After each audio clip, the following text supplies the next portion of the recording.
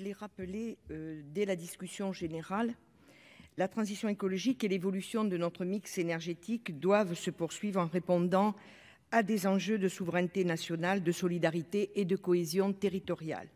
La nécessité de renforcer le déploiement des énergies renouvelables ne fait pas de doute dans nos échanges, car disons-le, l'enjeu n'est pas seulement la neutralité carbone, mais bien notre souveraineté énergétique, comme nous le rappelle d'ailleurs la guerre en Ukraine. Les débats que nous avons eus, en particulier sur le pouvoir des maires et la prise en compte des citoyens, illustrent qu'une accélération intensive ne peut faire l'économie d'une planification associant l'ensemble des acteurs du territoire dans un souci de transparence et d'intelligence collective. Sur ce point, on peut considérer que le texte a évolué positivement.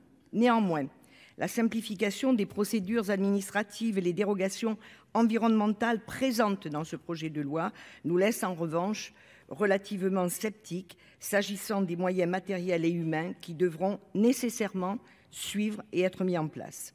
Les financements, par ailleurs hybrides, inclus dans ce texte ne font par ailleurs craindre que l'on s'éloigne un peu plus de la nécessité d'un prix de l'électricité déterminé nationalement sur la réalité du mix électrique et donc de l'égalité des usagers au service. Nous ne pourrons répondre aux enjeux climatiques sans remettre en cause le dogme de la concurrence libre et non faussée. Ce texte de loi porte l'ambition d'un renforcement des ENR dans notre mix énergétique, mais n'aborde pas la question essentielle du statut de bien commun de l'électricité accessible à tous sous maîtrise publique. Toutes ces raisons font que nous nous abstiendrons sur ce texte, mais c'est une abstention constructive.